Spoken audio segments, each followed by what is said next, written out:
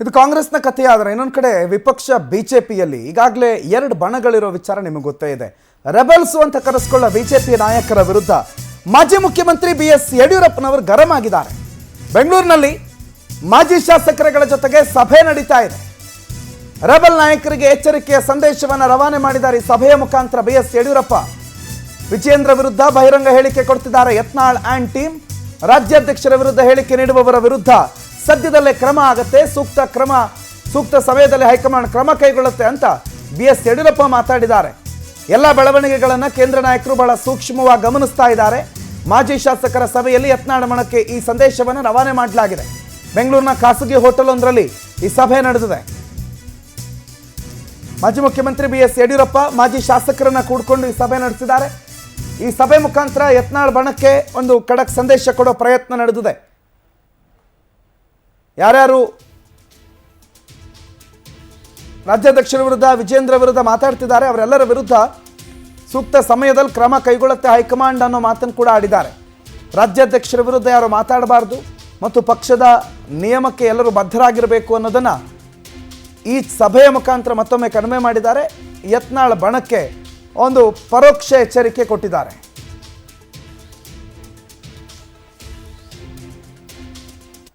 ಈ ಸಭೆಯ ವಿಶೇಷತೆ ಏನಪ್ಪ ಅಂತ ಹೇಳಿದ್ರೆ, ನಾನು ರಾಜ್ಯದ ಅಧ್ಯಕ್ಷನಾದ ಮೇಲೆ ಬಹುಶಃ 8 ತಿಂಗಳುಗಳಿಂದನೇ ಸಭೆನ ಆಯೋಜನೆ ಮಾಡಬೇಕಾಗಿತ್ತು.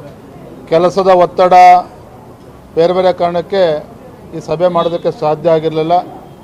ಆದರೆ ಇಂದಿನ ಸಭೆಯಲ್ಲಿ ಪಕ್ಷವನ್ನು ಹೇಗೆ ಇನ್ನೂ ಬಲಪಡಿಸಬೇಕು, ಮುಂದಿನ ದಿನಗಳಲ್ಲಿ ಎಲ್ಲ ಸಮಾಜ ಎಲ್ಲ ವರ್ಗದ ಜನರನ್ನು ವಿಶ್ವಾಸಕ್ಕೆ ತೆಗೆದುಕೊಂಡು ಜಿಲ್ಲಾ ಪಂಚಾಯಿತಿ ತಾಲೂಕ್ ಪಂಚಾಯತಿ ಚುನಾವಣೆಗಳು, ನಮ್ಮ ಕಾರ್ಯಕರ್ತರ ಚುನಾವಣೆ ಹೇಗೆ ನಾವು ಚುನಾವಣೆನ ಎದುರಿಸಬೇಕು ಅಂತ ರಾಜಕೀಯ ಪಕ್ಷ ಅಂದಮೇಲೆ ಸಣ್ಣ ಪುಟ್ಟ ವ್ಯತ್ಯಾಸಗಳು ಗೊಂದಲಗಳು ಇರ್ತದೆ. ಅವೆಲ್ಲವನ್ನೂ ಕೂಡ ಕೇಂದ್ರದ ವರಿಷ್ಠರು ಗಮನಿಸ್ತಾ ಇದ್ದಾರೆ. ಅದು ನಮ್ಮೆಲ್ಲರ ಕರ್ತವ್ಯ. ನಾವೆಲ್ಲರೂ ಕೂಡ ಒಗ್ಗಟ್ಟಾಗಿ ಒಂದಾಗಿ ಪಕ್ಷವನ್ನು ಬಲಪಡಿಸ್ತಕ್ಕಂಥ ಕೆಲಸ ಮಾಡಬೇಕು ಅನ್ನೋ ಸಂದೇಶವನ್ನು ಸನ್ಮಾನ್ಯ ಯಡಿಯೂರಪ್ಪನವರು ಎಲ್ಲ ಹಿರಿಯರು ಕೂಡ ನೀಡಿದ್ದಾರೆ. ರಾಘವೇಂದ್ರ ಈ ಬಗ್ಗೆ ಮಾಹಿತಿ ಕೊಡ್ತಾರೆ. ಫೋನ್ ಸಂಪರ್ಕದಲ್ಲಿ ಜಾಯ್ನ್ ಆಗಿದ್ದಾರೆ. ರಾಘವೇಂದ್ರ, ಇವತ್ತಿನ ಸಭೆ ಉದ್ದೇಶ ಏನು? ಯಾರ್ಯಾರಿದ್ರು ಇವತ್ತಿನ ಸಭೆಯಲ್ಲಿ?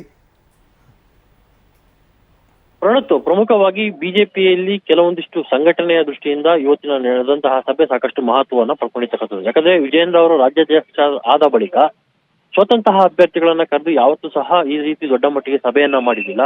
ಹೀಗಾಗಿ ಸಂಘಟನೆಯ ದೃಷ್ಟಿಯಿಂದ ವರಿಷ್ಠರ ಸೂಚನೆಯ ಮೇರೆಗೆ ವಿಜೇಂದ್ರ ಅವರು ಇದೀಗ ಸ್ವತಂತ್ರ ಏನೋ ಪರಾಜಿತ ಅಭ್ಯರ್ಥಿಗಳಾಗಿರ್ಬೋದು, ಮಾಜಿ MLA-ಗಳಾಗಿರ್ಬೋದು, ಮಾಜಿ MLC-ಗಳಾಗಿರ್ಬೋದು ಎಲ್ಲರನ್ನು ಸಹ ಕರೆದು ಸುಮಾರು 130ಕ್ಕೂ ಹೆಚ್ಚು ಮಂದಿ ನಾಯಕರನ್ನ ಕರೆದು ಇವತ್ತು ಒಂದು ದೊಡ್ಡ ಮಟ್ಟದ ಸಭೆಯನ್ನ ಮಾಡಿದ್ರು. ಇದು ಪಕ್ಷದ ಸಂಘಟನೆಯ ದೃಷ್ಟಿಯಿಂದ ಸಾಕಷ್ಟು ಮಹತ್ವವನ್ನು ಸಹ ಪಡ್ಕೊಂಡಿತ್ತು. ಜೊತೆಗೆ ಏನೋ ಬಿಜೆಪಿಯಲ್ಲಿ ನಡೀತಾ ಇರ್ತಕ್ಕಂತಹ ಕೋಲ್ಡ್ ವಾರ್ಗೂ ಸಹ ಈ ಸಭೆ ಒಂದು ಸಂದೇಶವಾಗಿ ಪರಿಗಣಿಸಲಾಗಿತ್ತು. ಹೀಗಾಗಿ ಖುದ್ದಾಗಿ ಯಡಿಯೂರಪ್ಪನವರನ್ನೇ ಈ ಸಭೆಯ ನೇತೃತ್ವವನ್ನು ವಹಿಸಿದ್ರು ಅಂತಲೂ ಸಹ ರಾಜಕೀಯ ವಲಯದಲ್ಲಿ ಚರ್ಚೆ ಆಗ್ತಾ ಇರ್ತಕ್ಕಂಥದ್ದು. ಹಾಗಾಗಿನೇ ಏನು ಈ ಸಭೆಯಲ್ಲಿ ಉದ್ದೇಶಿಸಿ ಯಡಿಯೂರಪ್ಪನವರು ಒಂದು ಭಾಷಣವನ್ನ ಮಾಡಿದ್ದಾರೆ. ಅದರಲ್ಲಿ ಪ್ರಮುಖವಾಗಿ ಇಷ್ಟು ದಿನ ಸಾಕಷ್ಟು ಸೈಲೆಂಟ್ ಆಗಿ ಯಾವುದೇ ರೀತಿಯ ಮಾತುಗಳನ್ನು ಆಡದೇ ಇದ್ದಂತಹ ಯಡಿಯೂರಪ್ಪನವರು ಇವತ್ತು ಕೊನೆಗೂ ಮೌನವನ್ನ ಮುಗಿರ್ತಕ್ಕಂಥದ್ದು. ಸಭೆಯಲ್ಲಿ ಪ್ರಮುಖವಾಗಿ ಏನು 130 ಮಂದಿ ಸ್ವತಂತ್ರ ಅಭ್ಯರ್ಥಿಗಳು ಭಾಗವಹಿಸಿದ್ರು ಅವ್ರಿಗೆಲ್ಲರಿಗೂ ಸಹ ಆತ್ಮಸ್ಥೈರ್ಯವನ್ನು ತುಂಬುವಂತಹ ಕೆಲಸವನ್ನ ಯಡಿಯೂರಪ್ಪನವರು ಇವತ್ತು ಮಾಡಿದ್ದಾರೆ. ಜೊತೆಗೆ ರಾಜ್ಯಾಧ್ಯಕ್ಷ ವಿಜೇಂದ್ರ ಅವರ ವಿರುದ್ಧ ನಡೀತಾ ಇರ್ತಕ್ಕಂತಹ ಪಿತೂರಿ ವಿರುದ್ಧ ಸಹ ಅವರು ದೊಡ್ಡ ಮಟ್ಟದಲ್ಲಿ ತಮ್ಮ ಆಕ್ರೋಶವನ್ನ ಹೊರಹಾಕಿರ್ತಕ್ಕಂಥದ್ದು. ಯಾರು ಸಹ ಎಲ್ಲೂ ಸಹ ಮಾತನಾಡಕ್ ಹೋಗಬೇಡಿ, ಎಲ್ಲರೂ ಸಹ ಪಕ್ಷದ ಸಂಘಟನೆಯನ್ನ ಮಾಡಿ ವಾರಕ್ಕೆ 2 ಸಭೆಗಳನ್ನ ಮಾಡಿ ಕ್ಷೇತ್ರದಲ್ಲಿ ಹೋರಾಟವನ್ನ ಮಾಡಿ ಈಗಲಿಂದಲೇ ಪಕ್ಷವನ್ನ ನಾವು ಅಧಿಕಾರಕ್ಕೆ ತರೋಣ, ಯಾರು ಸಹ ತಲೆ ಕೆಡಿಸ್ಕೋಬೇಡಿ, ಎಲ್ಲವನ್ನೂ ಸಹ ವರಿಷ್ಠರು ಗಮನಿಸ್ತಾ ಇದ್ದಾರೆ. ಏನು ರಾಜ್ಯಾಧ್ಯಕ್ಷ ವಿಜೇಂದ್ರ ವಿರುದ್ಧ ಮತ್ತೆ ನಮ್ಮ ವಿರುದ್ಧ ಮಾತನಾಡುವವರ ವಿರುದ್ಧ ಸೂಕ್ತ ಸಂದರ್ಭದಲ್ಲಿ ಸೂಕ್ತ ಕ್ರಮವನ್ನ ಕೈಗೊಳ್ತಾರೆ, ಅದನ್ನ ಭರವಸೆಯನ್ನ ನಾನು ಕೊಡ್ತೀನಿ. ಅಮಿತ್ ಶಾ ಅವರೇ ಆಗಿರ್ಬೋದು, ಮೋದಿ ಅವರೇ ಆಗಿರ್ಬೋದು, ಸುಮ್ಮನೆ ಕೂತಿದ್ದಾರೆ, ಅವರು ಕೈ ಬಿಟ್ಟಿದ್ದಾರೆ ಅನ್ನೋ ಒಂದು ಮಾತನ್ನ ನೀವು ಎಲ್ಲೂ ಸಹ ಹೇಳಕ್ ಹೋಗ್ಬೇಡಿ. ಎಲ್ಲವನ್ನೂ ಸಹ ಅವ್ರು ಗಮನಿಸ್ತಾ ಇದ್ದಾರೆ. ಯಾವ ಸಮಯದಲ್ಲಿ ಏನ್ ಮಾಡ್ಬೇಕೋ ಅದನ್ನ ಮಾಡೇ ಮಾಡ್ತಾರೆ ವರಿಷ್ಠರು ಅನ್ನೋ ಹೇಳುವ ಮುಖಾಂತರ ಸ್ವತಂತ್ರ ಅಭ್ಯರ್ಥಿಗಳಿಗೆ ಸ್ಫೂರ್ತಿ ತುಂಬುವ ಕೆಲಸವನ್ನ ಯಡಿಯೂರಪ್ಪನವರು ಇವತ್ತು ಸಭೆಯಲ್ಲಿ ಮಾಡಿದ್ದಾರೆ. ಯಾಕಂದ್ರೆ ಇತ್ತೀಚೆಗೆ ಏನು ಫೆಬ್ರವರಿಯಲ್ಲಿ ಈಗ ರಾಜ್ಯಾಧ್ಯಕ್ಷರ ಬದಲಾವಣೆ ವಿಚಾರಕ್ಕೆ ಸಂಬಂಧಪಟ್ಟಂತೆ ಸಾಕಷ್ಟು ಊಹಾಪೋಹಗಳು ಇದ್ದಿದ್ವು. ಅದರ ಬಗ್ಗೆನೂ ಸಹ ಪ್ರಶ್ನೆ ಮಾಡುವಂತ ಸಂದರ್ಭದಲ್ಲಿ ಯಾವುದೇ ಕಾರಣಕ್ಕೂ ಸಹ ವಿಜೇಂದ್ರ ಅವ್ರನ್ನ ಬದಲಾವಣೆ ಮಾಡೋದಿಲ್ಲ, ಕೆಲವೊಂದಿಷ್ಟು ಬದಲಾವಣೆಗಳು ಪಕ್ಷದಲ್ಲಿ ಆಗ್ತವೆ. ಹೀಗಾಗಿ ಎಲ್ಲರಿಗೂ ಸಹ ಅವಕಾಶವನ್ನ ಪಕ್ಷ ಕೊಡುತ್ತೆ. ಹೀಗಾಗಿ ಪಕ್ಷಕ್ಕೋಸ್ಕರ ದುಡೀರಿ, ಪಕ್ಷವನ್ನ ಅಧಿಕಾರಕ್ಕೆ ತರುವ ದೃಷ್ಟಿಯಿಂದ ನೀವು ದುಡೀರಿ ಅಂತಲೂ ಸಹ ಯಡಿಯೂರಪ್ಪನವರು ಹೇಳಿರ್ತಕ್ಕಂಥದ್ದು. ಒಟ್ಟಿನಲ್ಲಿ ಯಡಿಯೂರಪ್ಪನವರು ಇವತ್ತು ತುಂಬಾ ಆಕ್ರೋಶವಾಗಿ ಕೆಲವೊಂದಿಷ್ಟು ನಾಯಕರನ್ನ ಟಾರ್ಗೆಟ್ ಮಾಡಿ ಮಾತನಾಡಿದ್ರು ಅಂತ ಹೇಳ್ಬೋದು. ಪ್ರಮುಖವಾಗಿ ಯತ್ನಾಳ್ ಅವರ ಟೀಮ್ ವಿರುದ್ಧ ಯಡಿಯೂರಪ್ಪನವರು ಸ್ವಲ್ಪ ಮಟ್ಟಿಗೆ ಗರಂ ಆಗಿದ್ದು. ಯಾಕಂದ್ರೆ ಅವ್ರು ಯಾರು ಸಹ ಸಭೆಗೆ ಬಂದಿರಲಿಲ್ಲ. ಆದ್ರೆ ಈ ಸಭೆಯ ಮುಖಾಂತರ ಅವ್ರಿಗೆ ಒಂದು ಸಂದೇಶ ರವಾನೆ ಆಗ್ಲಿ ಅನ್ನೋ ದೃಷ್ಟಿಯಿಂದನೇ ಯಡಿಯೂರಪ್ಪನವರು ಇವತ್ತು ಸಾಕಷ್ಟು ಆಕ್ರೋಶವಾಗಿ ಮಾತನಾಡಿರ್ತಕ್ಕಂಥದ್ದು. ಪ್ರಣೋತ್, ಥ್ಯಾಂಕ್ ಯು ರಾಘವೇಂದ್ರ ಮಾಹಿತಿಗೆ. ಇವತ್ತಿನ ಸಭೆ ಯಾವುದೇ ರೀತಿಯ ಬಲ ಪ್ರದರ್ಶನ ಆಗಲಿ, ಯಾರನ್ನೋ ಪಕ್ಷದಿಂದ ಉಚ್ಚಾಟನೆ ಮಾಡಬೇಕು ಈ ವಿಚಾರ ಆಗಲಿ, ಇದ್ಯಾವುದು ಕೂಡ ಈ ವಿಚಾರನ ಇಟ್ಕೊಂಡು ಸಭೆ ಸೇರಿರ್ತಕ್ಕಂಥದ್ದಲ್ಲ. ಪಕ್ಷವನ್ನು ಹೇಗೆ ಸರಿಪಡಿಸ್ಬೇಕು ಅನ್ನುವ ಕರ್ತವ್ಯ ರಾಜ್ಯದ ಅಧ್ಯಕ್ಷನಾಗಿ ನಂದು ಕೂಡ ಇದೆ.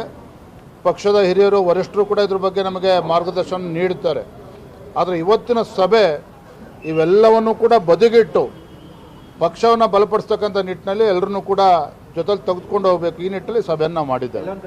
ಇವತ್ತಿನ ಸಭೆ ಯಾವುದೇ ರೀತಿಯ ಬಲ ಪ್ರದರ್ಶನ ಆಗಲಿ, ಯಾರನ್ನೋ ಪಕ್ಷದಿಂದ ಉಚ್ಚಾಟನೆ ಮಾಡಬೇಕು ಈ ವಿಚಾರ ಆಗಲಿ, ಇದ್ಯಾವುದು ಕೂಡ ಈ ವಿಚಾರನ ಇಟ್ಕೊಂಡು ಸಭೆ ಸೇರಿರ್ತಕ್ಕಂಥದ್ದಲ್ಲ.